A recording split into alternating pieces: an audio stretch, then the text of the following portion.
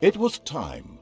The troops of the absolute evil had driven the Alliance back to their capital, King's Ending. The time for the final battle had arrived. Prepare to destroy the Alliance, and with it, all good in the land once and for all. Once upon a time there was a kingdom full of flowers and rainbows, where the sun shone all the time and there was loads of that goody-goody, lovey-dovey good people stuff going on. There, the alliance of abominably good people lived in unearned wealth and prosperity. But there was a path leading to a different place there. At the end of this path was a rock. There was a cave carved in this rock in which the absolute evil lived. It wasn't a grubby, damp cave smelling of muck and mildew, but a deep, dark dungeon, so dark that even darkness itself was afraid of it. It was home to numerous innocent monsters who enjoyed a happy, contented existence, living in complete harmony with their environment. But time and again, the sickening, sweet-smelling good visited this underworld in search of treasure and experience points. Many monsters found this to be the death of them, but much worse, the absolute evil's treasures were being stolen. One day, just as a few more heroes had finished plundering its dungeon, the absolute evil decided it had had enough, and decided to do something new, something quite monstrous. Go to the surface. The Alliance tried to resist, but the approaching horde just flowed over them like an angry wave of axes, teeth, and bad breath. After numerous unrelenting battles, the absolute evil finally stood before the Alliance's capital, King's Ending.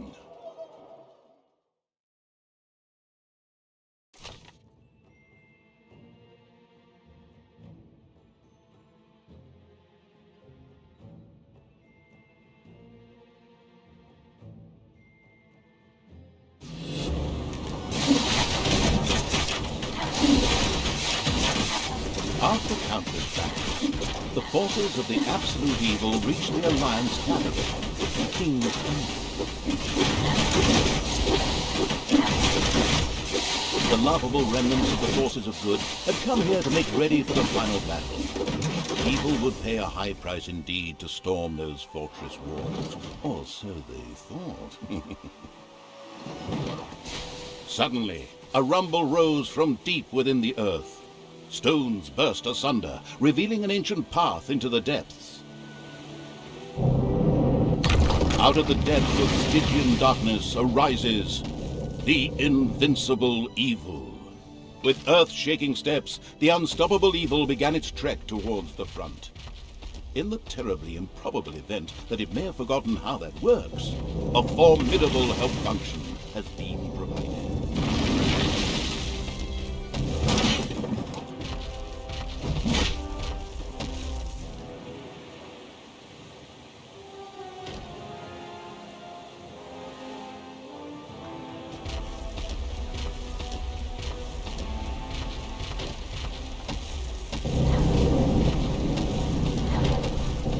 Forest could not withstand the aura of the ultimate and beat a hasty retreat.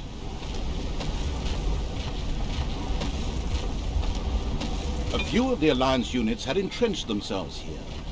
A determined absolute evil marched towards them in order to strike them down with its mighty weapon.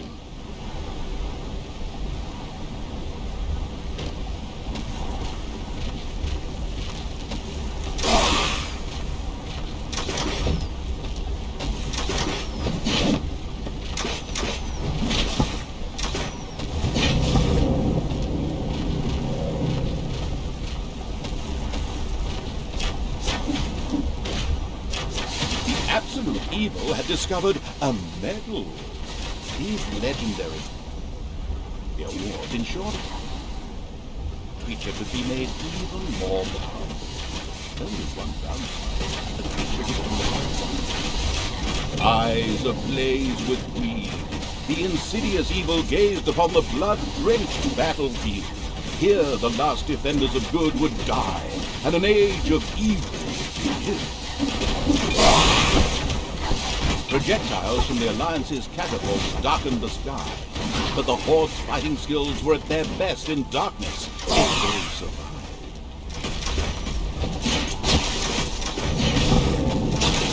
Absolute evil strode like a war god through the defenders' ranks and smote them with ease to the ground.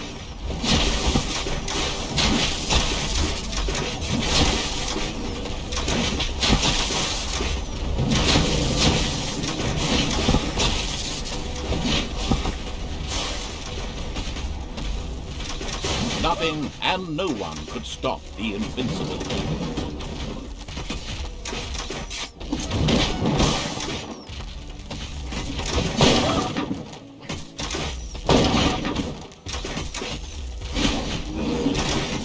Absolute evil destroyed the defenders' camp in the west with the greatest of ease. Now, only one tiny camp offers any resistance to the absurdly evil evil. And even then, will be able to hold out for much longer.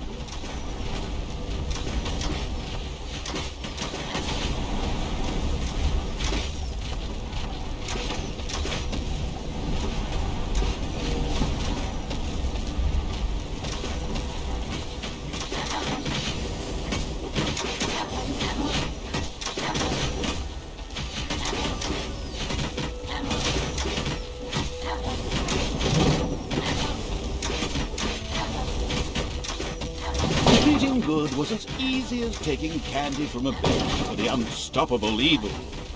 The absolute evil destroyed the defenders' camp in the east with the greatest of ease. The defenders in front of the city had been beaten to a pulp and defeated.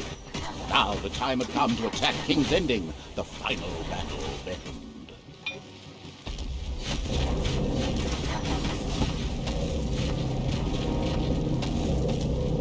The city gate was firmly barricaded by the Alliance's archers, but the absolute evil would not allow itself to be held up by such a ridiculous impediment. So, go get them! Destroy them now! Sorry, stay in character. The absolute evil used its all-powerful magic to eliminate the archers and open the gates of the city. Using its legend, wait for it, dairy powers, the absolute evil destroyed the impediment with ease and simultaneously eliminated a whole group of defenders. True story. The road to the capital was now clear. The absolute evil did not hesitate for even 1 nanosecond.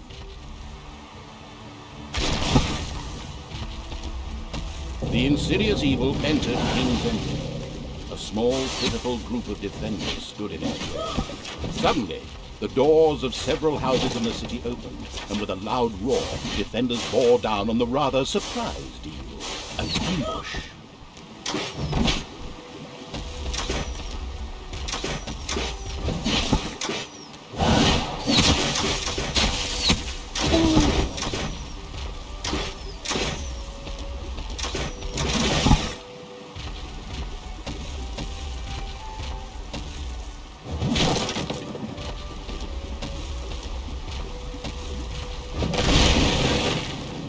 The invincible evil had crushed the defenders. King's Ending had been defeated. At least, that's what it thought.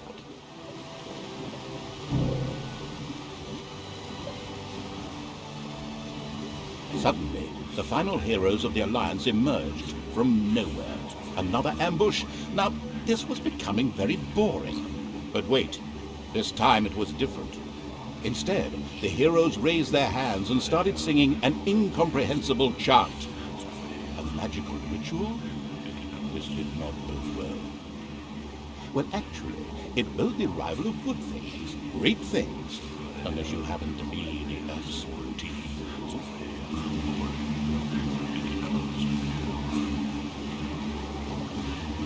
Somewhere in the depths of the dungeon, the ultimate evil awoke. It did not know what had happened, nor why it had awoken, but it longed for revenge.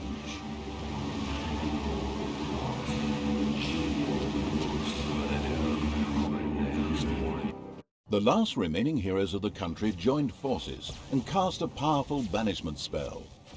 The absolute evil disappeared from sight with a threatening gesture, and a faint whispered, "I'll be back," could be heard coming from its lips.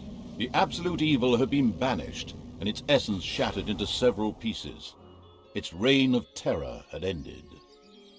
The good people of the overworld rejoiced, and an era of peace began for the Alliance.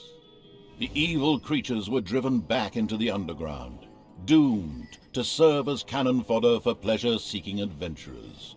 Meanwhile, secreted away in the world's most inaccessible places, the last remains of the absolute evil were resting, never again to see the light of the overworld. Until today, that is. Somewhere deep under the earth, the ultimate evil awoke.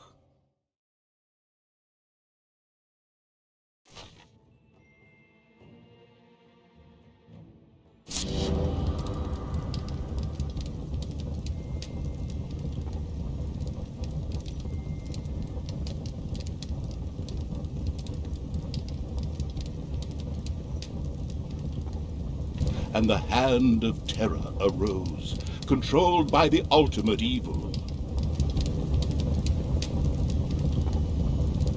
Come on, hand of terror, arise, damn you! Methinks that exploring the surrounding area would be a sensible strategy. However, to do this, light would be required. Still not bright enough.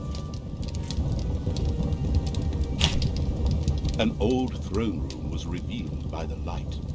The circumstances remained a mystery. The hand of terror flew through the throne room, following each and every thought the ultimate evil had. After a few flying sessions, the ultimate evil was able to control the hand with ease. The time had come to call forth creatures who were completely devoted to it and would do its dirty work. Little snots were the dregs of each and every dungeon and spent their time taking care of it. The expansion-mad evil hired one snot on the spot.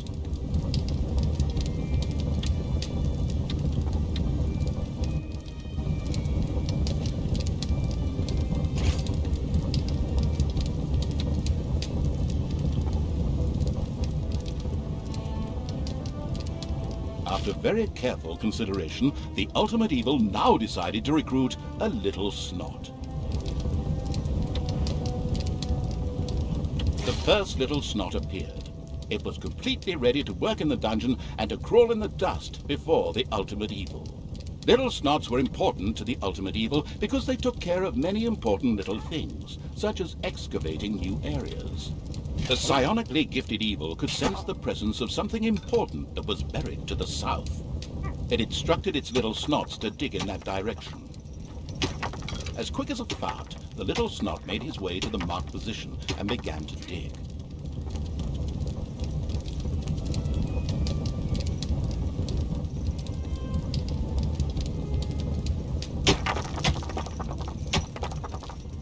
Behold, the creatures of the overjoyed evil had apparently been much more industrious than it had thought.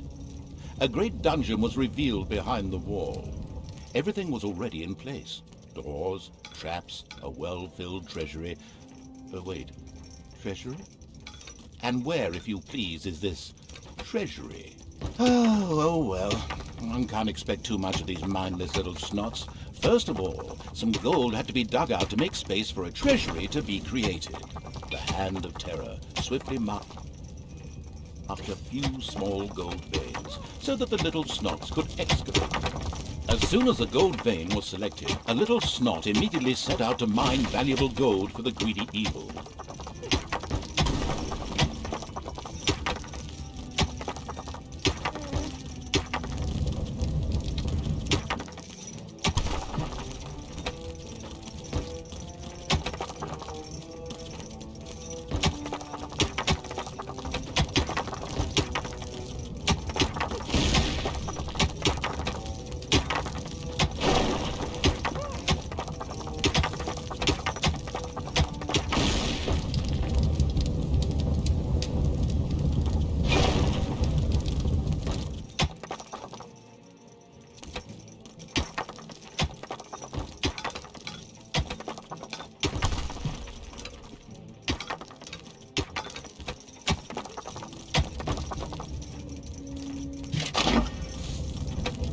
Once most of the gold had been mined, the Hand of Terror quickly created a treasury on the spot so that the precious metal could be safely stored.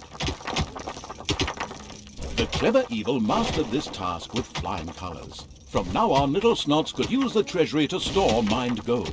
It was then at the greedy evil's disposal whenever more rooms needed to be built or new creatures recruited. Little snots were all well and good, but were too weak and cowardly to defend the dungeon. Since it was not able to defend itself, the ultimate evil would have to hire some orcs. But they would require food. Liquid food. Well, beer to be precise. So the next important thing to build was a brewery. And that would require some space to be created. The ultimate evil had the feeling that its servants were not really putting their backs into the work. Might a hearty slap from the Hand of Terror.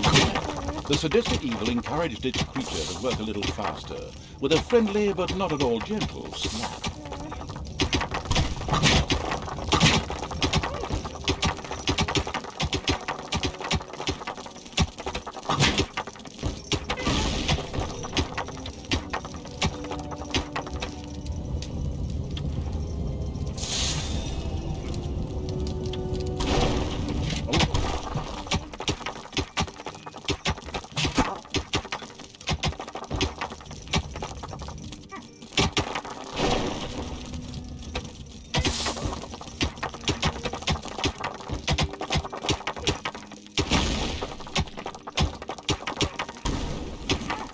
There was now an area cleared for the brewery site, and with quick finger snaps from the Hand of Terror, the room stood ready. Excellent. But the recently built brewery lacked a brewing copper. With a sigh of resignation, the overworked evil set about taking care of that too.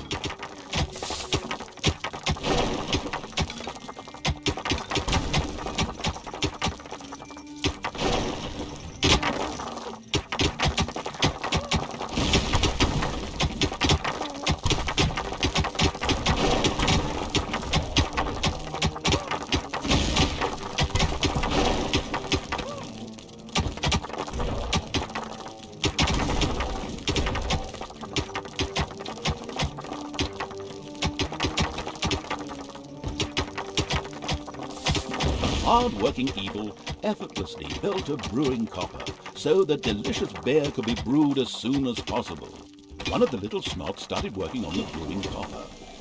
The nostalgic evil banished all thoughts of Oktoberfest and brass bands. Those would have to wait. More important tasks had to be completed first. Both beer and gold were now available in the dungeon, so it was time to hire some creatures to defend against greedy heroes or whatever else snuck around underground. At present, it was only simple orcs declaring undying loyalty to the ultimate evil. The rest of the world was scattered to the wind. Orcs were defensive, close combat specialists, capable of dealing with many opponents. However, they were very vulnerable to ranged attacks. Payday! An eerie gong rang through the hall. It did not bode well for the ultimate evil's treasury stocks, for at each sounding of the gong, the creatures would collect their undeserved wages. However, there was little it could do about this, as it was chained to the throne. Thus it had to give free rein to its servants' desires, for the time being at least.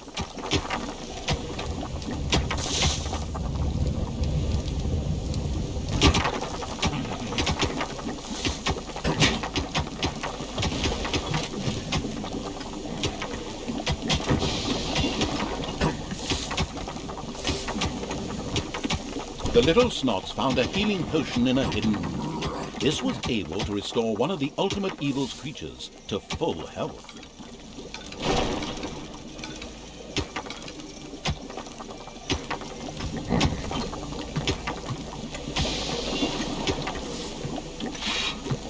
Suddenly, one of the repellent evil's servants became very thirsty. This was typical of a troop member of the unanonymous alcoholics known as the Horde. The Kalypso made his way to the nearest brewery to quench his thirst. A thirsty orc arrived at the brewery. Eager and slavering, he started demolishing the alcohol-hoarding evil's stock of beer.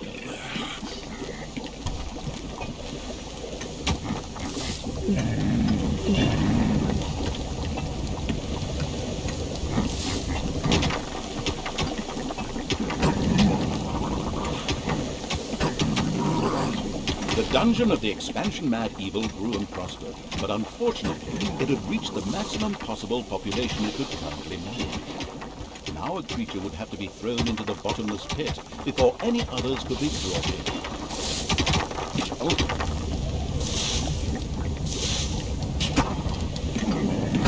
The creature disappeared into the pit of uselessness with a long drawn and gradually diminishing.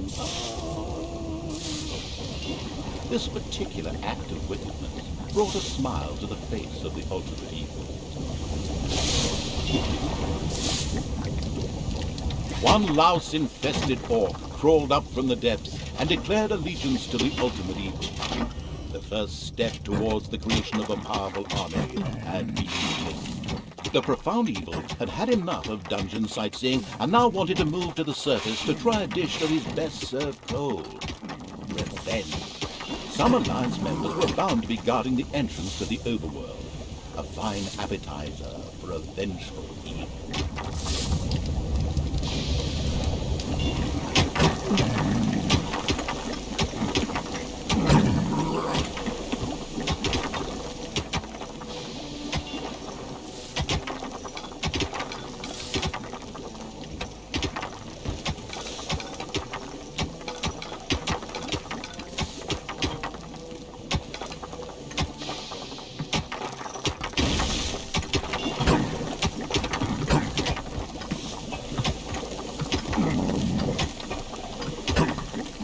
The little snots came across a small room containing a healing potion whilst pointlessly digging around in the underground. The nameless evil's creatures came upon a spider's nest during their search for an entrance to the overworld. It would take more than one orc to smooth that out. The abysmal evil used the Hand of Terror to grab several of the creatures that were still completely inexperienced at fighting and threw them onto the spider's nest.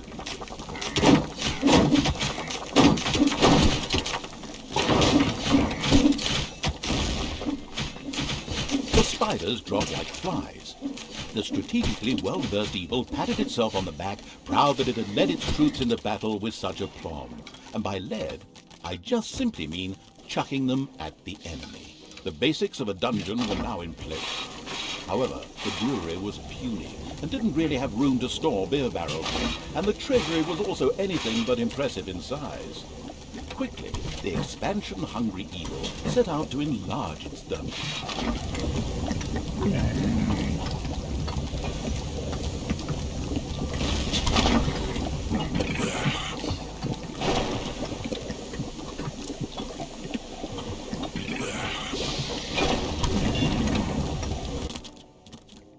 The evil has awoken, but its brothers are still asleep. Huh? What on earth was that? That's not in my script. What a weirdo. No matter. We'd better get back to concentrating on the dungeon. Is this all a bit slow for you? Visit the premium shop, where you can buy 20 gems for just $100, which will speed up the rate at which this work is done. Hang on a minute. This isn't a free-to-play game. Just completely ignore what I just said.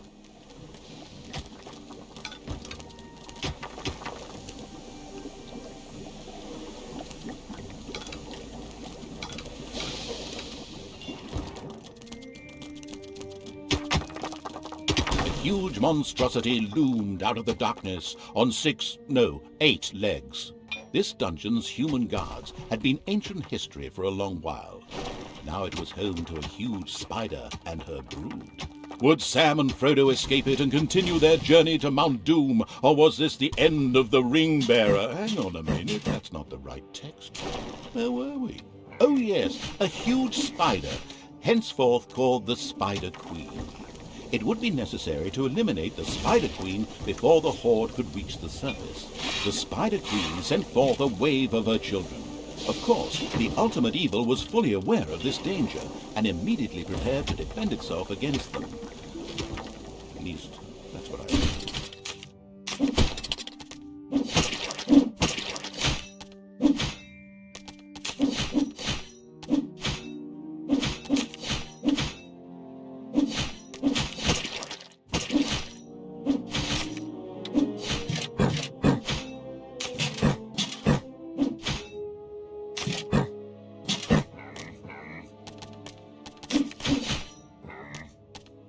The vile perversion, once called the Spider Queen, had nothing more with which she could fight the Horde. Later, the sensitive evil would have her innards made into a lava lamp. The way to the surface was open. Now it was time to put those vengeance plans into practice. The vile evil wanted to take this opportunity to utter a really sinister laugh, but unfortunately, its physical state made this unviable. Instead, it asked the narrator to do a bit of sinister laughter on its behalf. Oh well, here goes. Deep breath.